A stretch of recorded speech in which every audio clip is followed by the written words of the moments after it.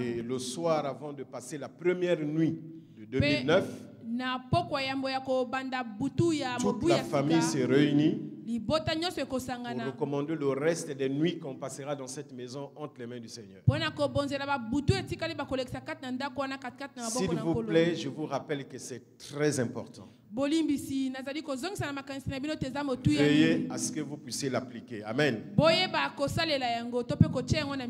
Les choses que vous prenez à la légère aujourd'hui ne vous prennent pas à la légère. Parce que ces choses vont vous rattraper. Donc, il vaut mieux traiter la chose au commencement, de gérer après les conséquences.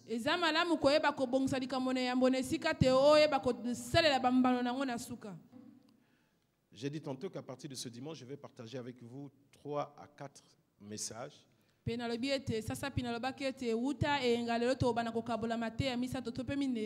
Ce que Dieu fait quand nous sommes en difficulté.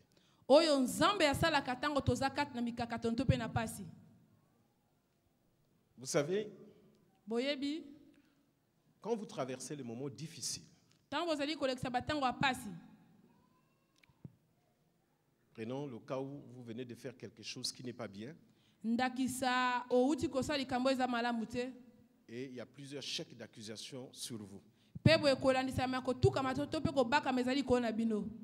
Et puis, les gens se mettent à interpréter chacun à sa manière. On parle à gauche, on raconte à droite, on spécule au centre. On crie derrière. Souviens-toi ceci. La première information que toi tu auras besoin. Est-ce qu'on me suit? Lorsque, là c'est le cas où tu as mal fait. Tu as mal fait. Les gens racontent, spéculent, crient. Ce que toi tu vas chercher à savoir, parce qu'il y a une catégorie de gens qui spéculent. Ceux qui ne t'aiment pas, tu as conscience qu'ils ne t'aiment pas. Tes ennemis, tu as conscience de tes ennemis. Tes amis, tes meilleurs amis, tes favoris. Tu veux savoir ce que chacun pense. Comment chacun apprécie ton erreur. Toi-même, tu sais que tu as mal fait. Alors, je vais te poser juste une petite question. Pendant que tu es chez toi, il y a quelqu'un qui rentre à la maison. Au bureau, il a été chez toutes ces personnes. Il a été en contact avec tes ennemis,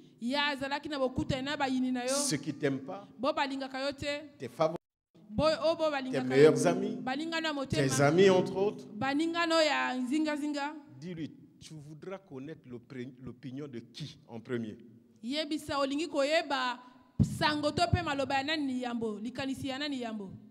Quand cette personne rentre,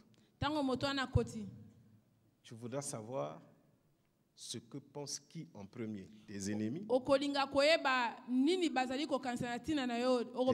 adversaires, ceux qui ne t'aiment pas, tes favoris, tes meilleurs amis, tes relations. Dis-moi, tu chercheras l'opinion de qui en premier? Tes meilleurs amis. Acclamons celui qui a dit ça. Alors, l'opinion qui va t'intéresser en premier, que pense mon meilleur ami de ce problème? C'est de cette réponse que dépendra ton attitude. C'est-à-dire, tu cherches à savoir si malgré le mal que tu as fait, tu es toujours le meilleur ami de tes amis. Tu veux savoir si tes meilleurs amis se sont mis à ta place. Tu veux savoir si tes meilleurs amis ont une attitude qui peut t'aider à sortir de cette situation que tu te reconnais toi-même coupable. Est-ce qu'on est ensemble? Tes ennemis ne te surprendront pas. Tu connais déjà leur réaction. Ils ont toujours aimé te trouver en difficulté. Ceux qui ne t'aiment pas ne t'aimeraient pas pendant que tu es en difficulté. Non, non, non. En fait, tu n'as pas besoin de leur opinion parce que tu la connais déjà. Et c'est pour cette raison que David, d'ailleurs, lui-même, dans l'un de ses psaumes, va dire « Ce qui me fait mal, ce n'est pas la douleur provenant de mes ennemis, mais c'est mon meilleur ami, celui avec lequel nous partions ensemble à la maison de Dieu, celui avec lequel nous partagions le pain, celui à qui je confie mes confidences, celui qui connaît mes profondeurs. C'est celui-là qui m'a trahi et j'ai mal. »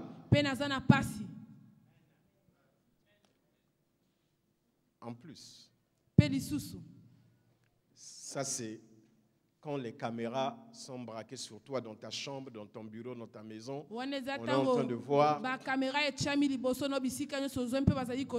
Mais admettons, maintenant tes meilleurs amis qui ne sont pas avec toi,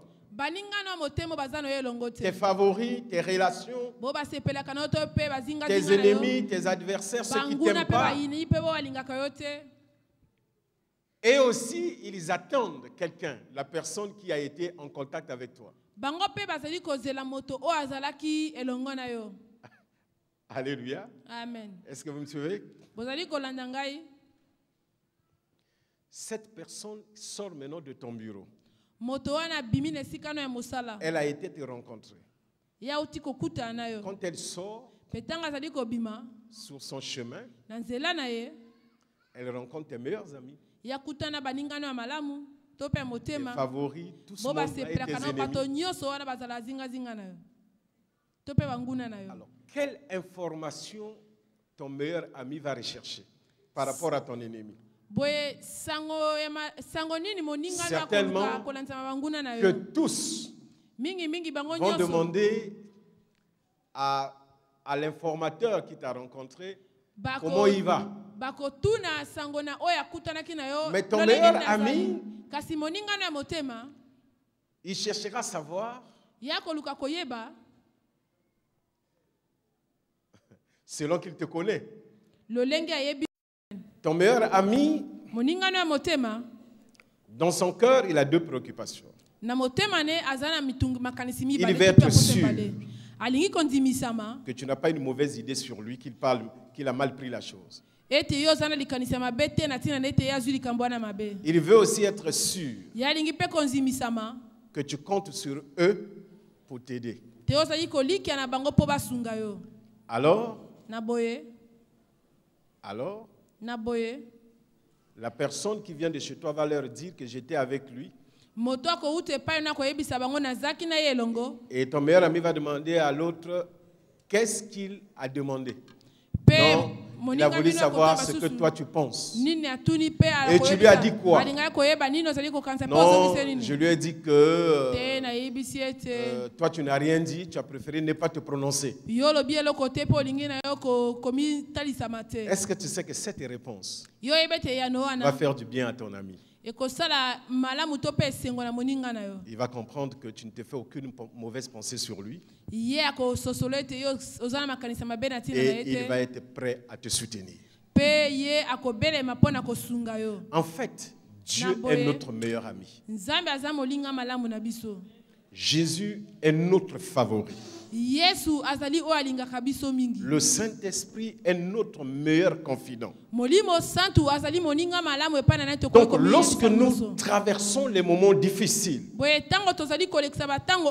le cas où nous avons tort, notre première préoccupation, c'est de savoir qu'est-ce que Dieu pense et qu'est-ce que Dieu compte faire pour me sortir de là. Si c'est la question que nous nous posons tous, levons notre main et acclamons le Seigneur.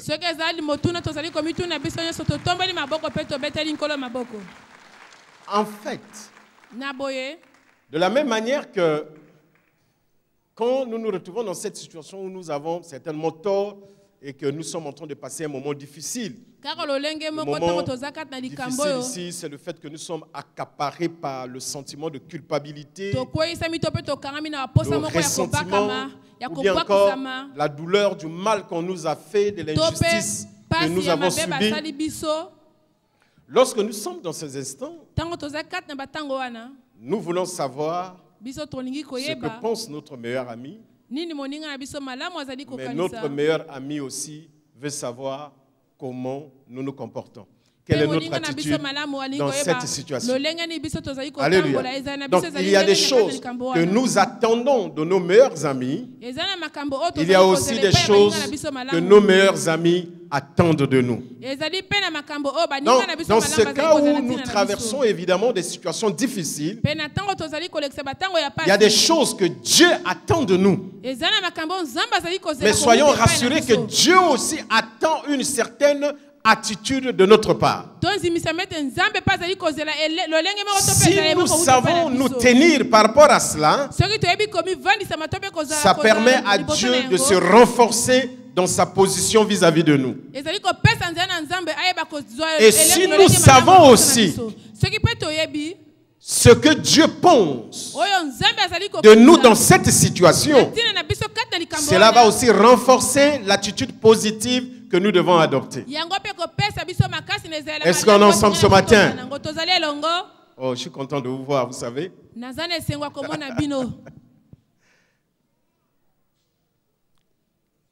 Je vais lire dans Actes le chapitre 12. Actes le chapitre 12, à partir du verset 1er, en fait, je vais lire jusqu'au verset 5 pour cette première partie de mon intervention, parce que nous aurons en fait 4 choses que Dieu fait, ou encore que Dieu attend de nous lorsque nous traversons des moments difficiles, soit parce que nous avons tort, ou encore parce que nous sommes confrontés aux difficultés de la vie. Actes chapitre 12, versets 1 à 5. Laissez-moi, comme je sais le faire, vous donner un peu l'historique.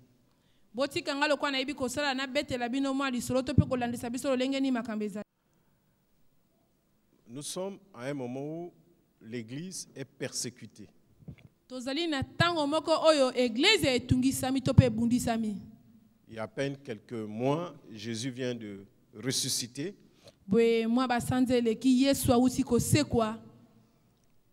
Le Saint-Esprit est descendu le jour de la Pentecôte. Pierre a fait une prêche qui a fait rentrer à l'église plus de 5000 personnes en une journée.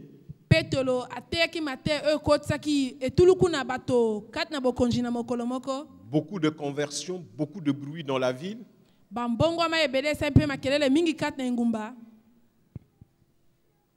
Les gens s'empressent à écouter ces hommes sans instruction, mais qui déballent des choses terribles sur la vie.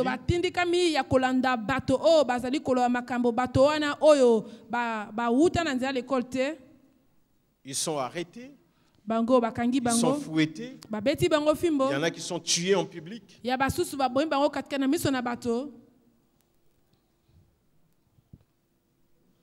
y a même un des disciples de Jésus, Jacques, qui est le frère de Jean, On l'a décapité par l'épée en public. Mais malgré cela, au lieu que le mouvement s'arrête, le mouvement devenait de plus en plus fort. Comme si plus on les maltraitait, plus ils devenaient forts. Plus on s'opposait à eux, plus ils avançaient. Plus on les menaçait, plus ils étaient revêtus de courage. Étrange. C'est-à-dire que lorsque vous êtes habité par une vision qui travaille votre tête, rien ne peut vous démonter. Lorsque tu as découvert dans la vie quelque chose qui peut t'amener à trouver le bonheur sur cette terre, quelque chose qui peut expliquer ta raison d'être sur cette terre, je t'annonce que plus rien ne peut t'arrêter. Le soleil ne modifiera rien en toi, la pluie ne t'arrêtera pas, même les canons d'un fusil ne te diront plus rien, parce que tu as découvert ce qui doit faire ta raison d'être sur cette terre.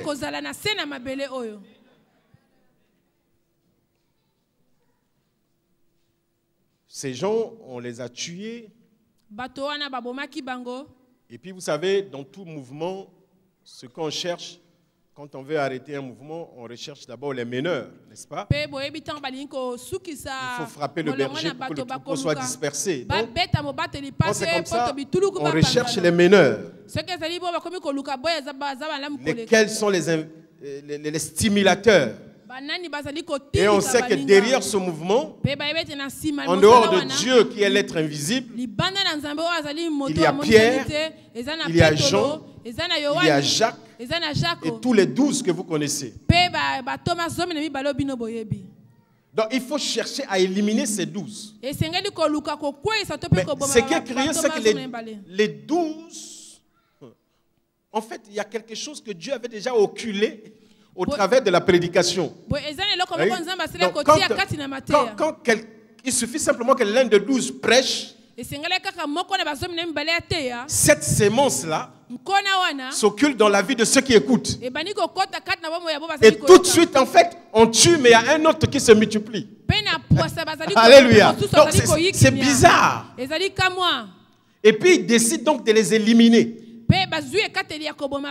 Vous savez qu'il y a un niveau de haine quand quelqu'un n'arrive plus à te contrôler, te maîtriser. Tout ce qu'il recherche, s'il n'est pas humain, c'est la destruction de ta vie. C'est la fin de ta vie. Alors, ils décident, ils arrêtent Pierre. Parce que c'était Pierre qui avait les clés, à qui on avait donné les clés. La Bible dit qu'on prend Pierre, on le jette en prison. Et c'est là où commence l'histoire de ce que nous allons lire, dans le verset 1. Acte 12, verset 1 à 5. Vers le même temps, le roi Hérode se mit à maltraiter quelques membres de l'Église. Et il fit mourir par l'épée Jacques, frère de Jean. Voyons que cela était agréable aux Juifs. Il fit arrêter Pierre. C'était pendant les jours des pains sans levain. Verset 4. Après l'avoir saisi et jeté en prison, il le mit sous la garde de 4 escouades, de 4 soldats chacune, avec l'intention de le faire comparaître devant le peuple après la Pâque.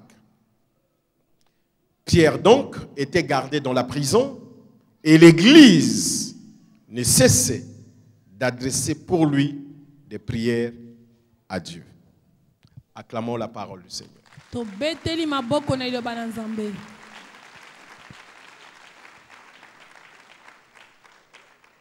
savez, quand vous lisez la fin de ce texte, vous voyez qu'il est dit, et l'Église ne cessait d'adresser pour lui des prières à Dieu. C'est-à-dire que, quelle que soit notre dimension dans la chrétienté, nous avons besoin des prières des uns des autres. Vous avez besoin que l'évêque Zabatou prie pour vous. Mais moi aussi, j'attends que vous priez pour moi. Qu'est-ce que tu fais? Moi, je vais te dire une chose. Mon problème, ce n'est pas le souci des problèmes qui te sont arrivés. Mon problème, ce n'est pas pleurer avec toi pendant que tu pleures. Non. Mon problème, c'est que maintenant que tu as traversé ou que tu traverses les moments difficiles, quelles sont les conclusions que tu tires? Quelles sont les résurrections que tu tires? Quelles sont les nouvelles dispositions que tu prends pour l'avenir? Et s'il te plaît, excuse-moi, je n'ai pas envie de pleurer avec toi, mais j'ai envie de regarder avec toi les nouvelles dispositions, les nouvelles résolutions et les nouvelles perspectives que tu as pour l'avenir, parce que ça c'est plus important que ce qui te fait mal. Ce qui te fait mal va bientôt passer, ce qui t'a choqué va bientôt être oublié. Mais ce que nous n'allons pas oublier, c'est ce qui nous attend devant. Est-ce que je parle à quelqu'un ce matin? C'est ce qui nous attend devant. Je vais courir avec toi. Je vais marcher avec toi. Je vais me battre avec toi pour que ce que tu vois devant, moi je puisse aussi le voir et que tous ensemble nous puissions courir vers lui. Est-ce que je peux parler au cœur de quelqu'un ce matin? Écoute, je veux que tu arrêtes de dire ceci. Pourquoi seulement moi? Pourquoi ça m'arrive? Pourquoi il m'a fait ça? Il ne m'aime pas. Tu confirmes simplement que tu as raison d'être dans la situation où tu es. Tu confirmes simplement que tu es quelqu'un qui souffre. Mais maintenant là, tu n'as pas besoin d'un cœur qui souffre. Tu as besoin d'un cœur qui doit se réveiller et dire: je ne suis pas la première personne qui a souffert sur la terre. Je ne suis pas aussi le dernier qui va souffrir sur la terre. Mais je peux être le premier qui va arriver là-bas. Oh, est-ce que je parle à quelqu'un ce matin? Je peux être le premier qui va arriver là-bas. La seule chose qui reste dans la vie, quand quelqu'un est en bas, il ne peut plus redescendre parce qu'il est déjà en bas. La seule chose qui lui reste, c'est de remonter. Je parle à quelqu'un?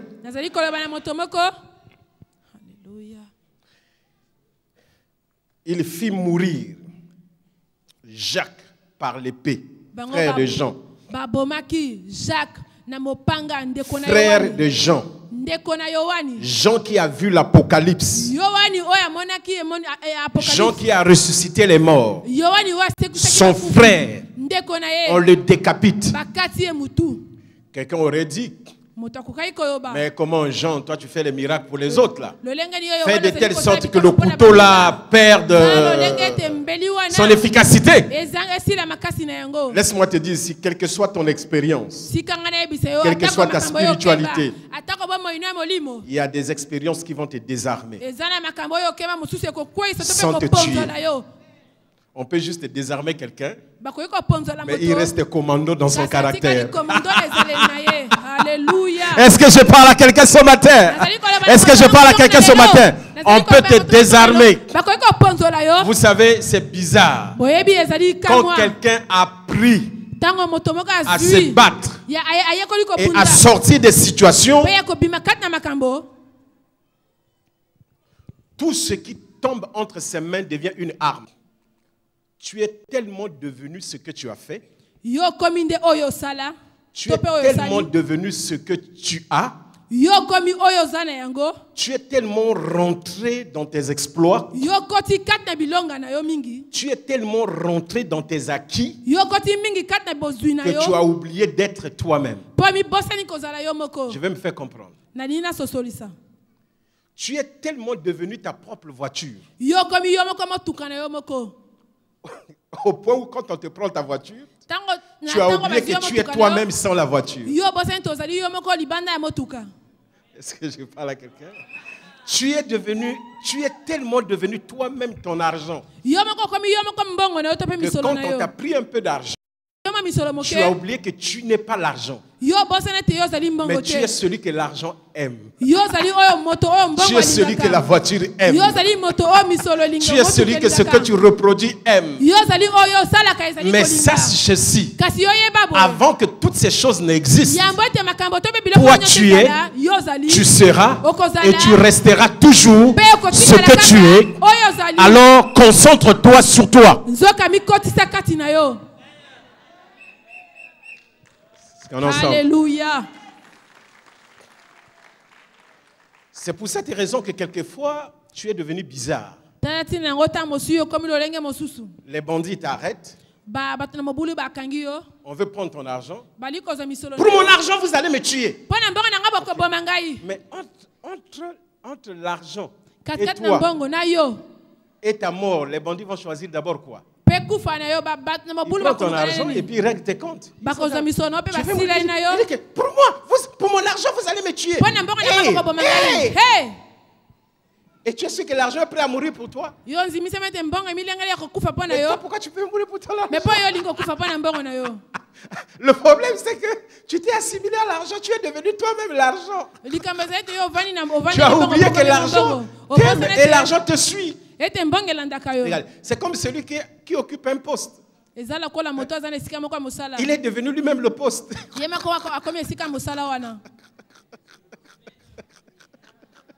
Est-ce que vous voyez? Il est devenu lui-même le poste. C'est-à-dire, quand on parle de ce poste-là, il réagit. C'est-à-dire qu'il est rentré dans le poste c'est celui. Quand on dit directeur, c'est lui, en fait. Il dit, ne touchez pas, ne touchez. On n'a pas parlé de vous, on a dit directeur. Oui, mais ne parlez pas de ces choses-là devant moi. Mais monsieur le directeur, tu as un problème. Attends. Je cherche le mot. Je suis peut-être pas trop bien instruit, mais admettons que tu ne sois plus, mais le directeur reste là.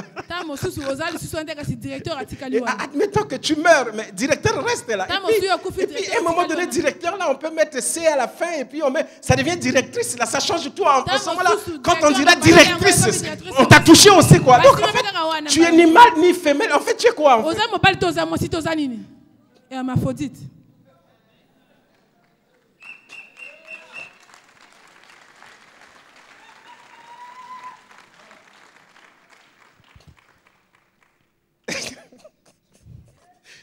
C'est-à-dire, je vais conseiller à ton administration de modifier l'organigramme. Là où on met directeur, là, on met ton nom, et puis les autres, on met chef de service, mais là, on met ton nom. Et puis quand on dira, mais le nom là, c'est pour qu'on dira, le nom là même, hein, c'est l'équivalent de directeur.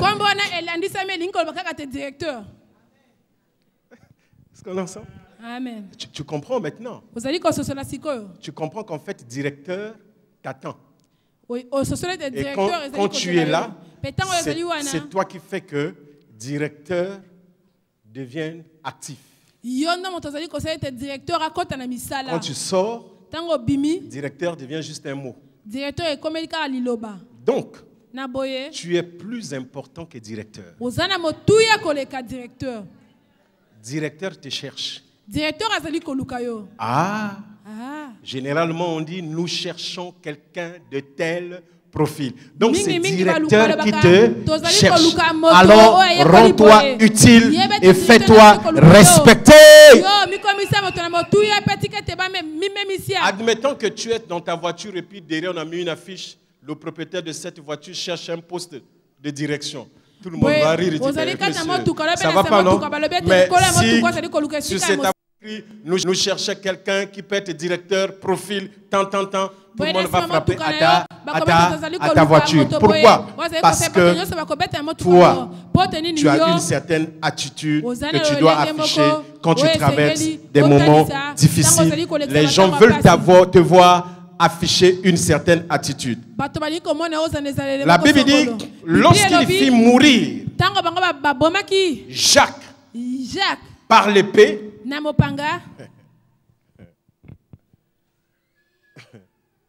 les Juifs ont trouvé que c'était bon. Et quand il a vu que les Juifs étaient contents, qu'il tue, attends, on tue quelqu'un par l'épée et il y a une catégorie de gens qui sont contents. C'est pour cette raison que je vais te dire ceci. Chaque fois que tu as fait quelque chose qui est bien, tu es rassuré que tu l'as bien fait. Ne passe pas ton temps à savoir si tout le monde apprécie cela en bien ou en mal. Dans certains cas, il faut savoir un peu ce que les gens pensent pour que tu saches un peu te démarquer ou pas. Mais tu connais les gens qui ont l'habitude de te dire la vérité. Les gens qui ne te flattent pas. Quand tu as bien fait, il te dit que tu as bien fait. Quand tu as mal fait, il te dit, mon ami, là, ça ne va pas, je te connais, mais là, je ne t'ai pas reconnu. Tu peux demander leur avis. Mais avant eux, toi-même, sois déjà content. Parce que tu as bien fait.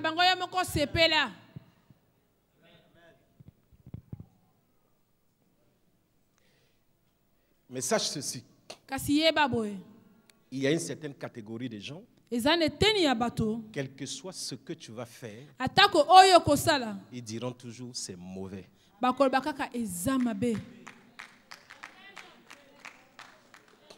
Il faut que tu saches, ils ne vont pas cesser d'exister à cause de toi. Tu ne vas pas coudre leur bouche parce que tu en as une.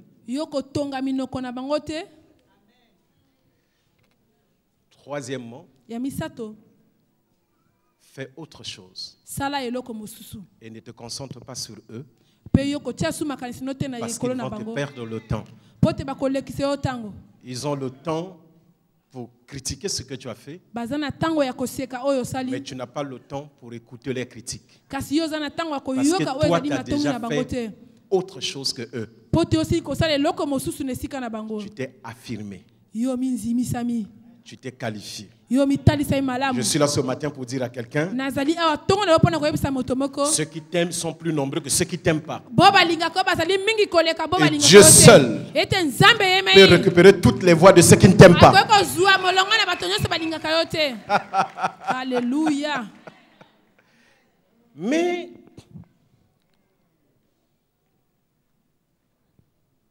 Lazare meurt. C'est ce que nous avons lu dans Jean 11, 37. Lazare meurt. Les gens sont venus au deuil. La famille reçoit des gens qui viennent de condoléances. Mes condoléances. Je suis désolé, Marie. Oh, mes regrets, Marthe. Oh, c'est vraiment dommage.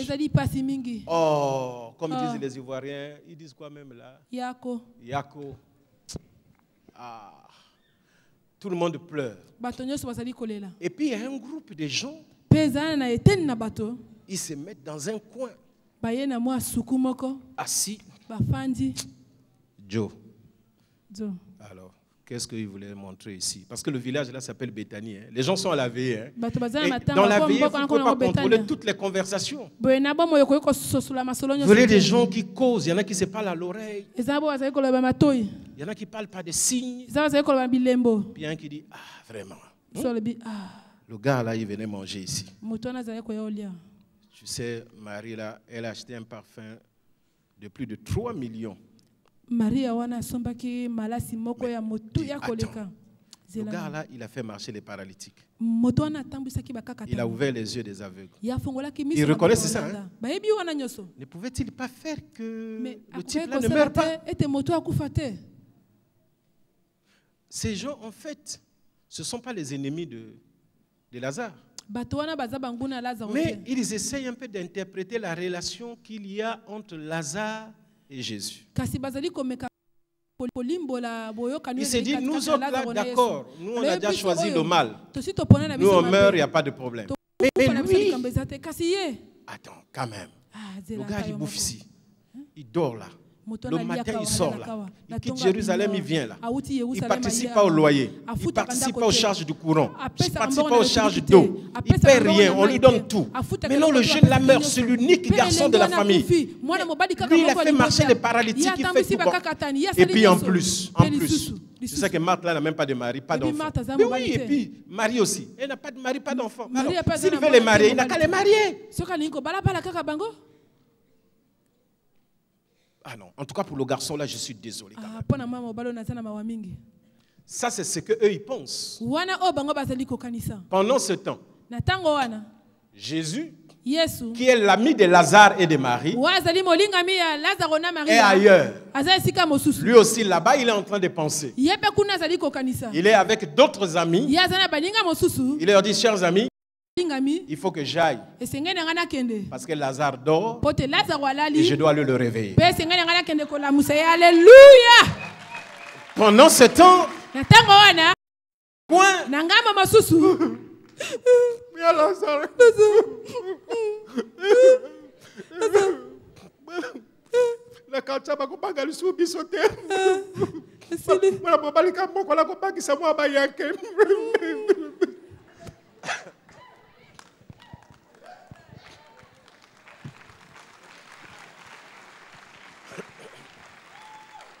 pendant ce temps, il y a un autre gars qui est assis.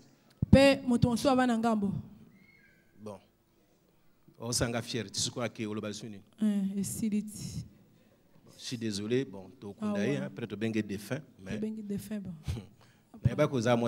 n'y avait pas de choix. Ce qu'on a fait, c'est raison. Nous sommes à la veille. Il y a plusieurs groupes. Et puis, quelque part dans un coin là. Hé, Lazare. Lazare. J'ai dit, depuis là, va voir les parents, fais la présentation, tu t'as entendu. Lazare.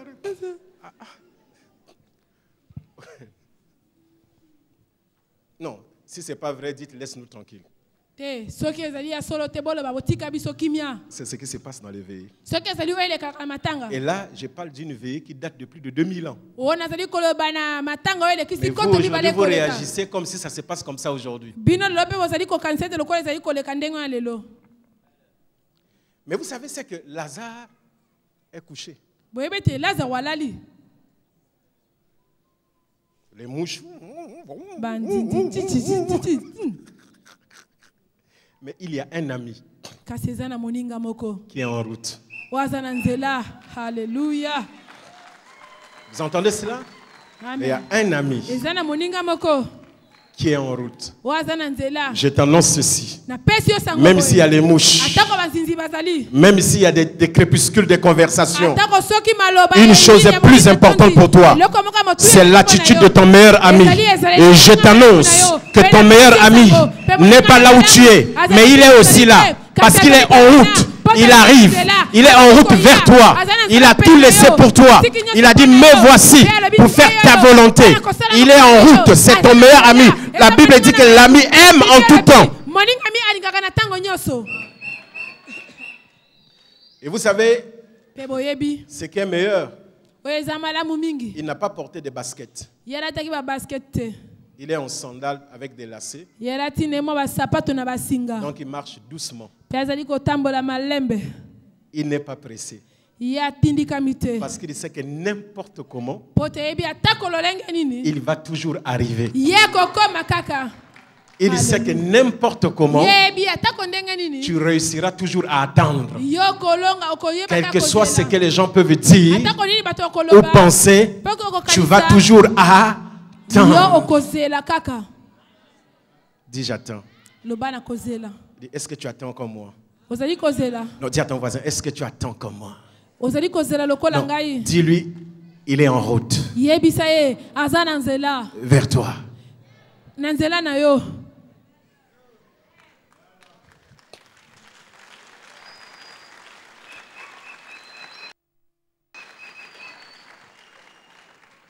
Dieu permet que quelques membres de l'église soient arrêtés, on les met en prison. Jacques est mort. Pierre est jeté en prison. Les gens souffrent. Mais ce que Dieu veut, en fait, moi je me demande, quand Jésus est en route là, comment sont ses pensées? Il est en train de se dire, hey, là, Marthe et Marie là-bas, je suis déjà gâté, mon nom est déjà gâté, c'est fini. Mais lui, le problème, Vous savez, son problème, c'est quoi? Ce n'est même pas Marthe et Marie. Son problème, est-ce que Lazare est là? Est-ce qu'on sait là où est sa tombe? Quand il est arrivé, il est allé où?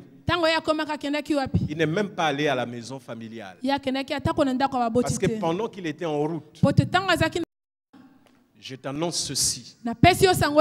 Même si tu es pourri, il y a des gens qui ne sont pas encore pourris qui prient pour toi. Mais tu ne les connais pas. Je t'annonce ceci. Marie et Marthe sont allés voir Jésus. On l'a mis où? Là-bas. Il sent déjà mauvais. Il est déjà pourri. On l'a mis où? En fait, je crois que ce que Dieu veut, c'est de savoir où tu es. Avec ta foi. Ce que Dieu veut savoir, malgré les problèmes que tu traverses, tu es où? Savez-vous que même lorsque Satan est rentré en scène dans la vie de Adam et de Ève, quand Dieu vient, il demande d'abord Adam, où es-tu?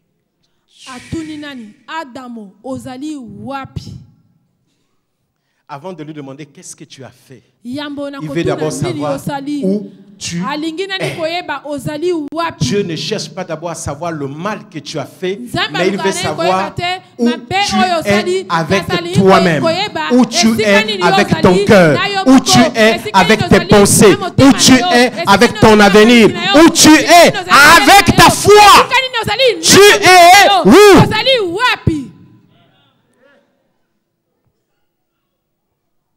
Tu as fait quoi? Tout le monde fait quoi? Tu as mal fait, tout le monde fait mal quelquefois. Mais tu es où?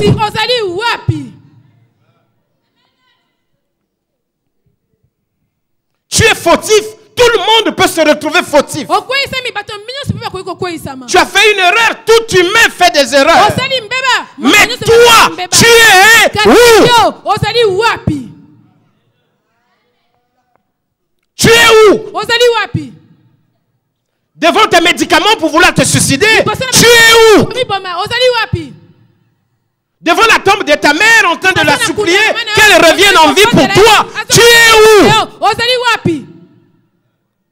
Devant un marabout, un charlatan pour qu'il t'aide. Tu es où? Demande pas à ton voisin. Entre nous. Tu es où?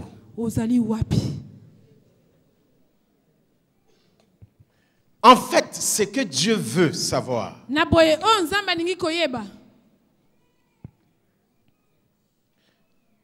parce que généralement, comme le cas de Lazare, généralement, ce que nous voulons, c'est que Dieu nous épargne du problème. Mais pourquoi Dieu n'a pas fait que cela ne m'arrive pas? Non.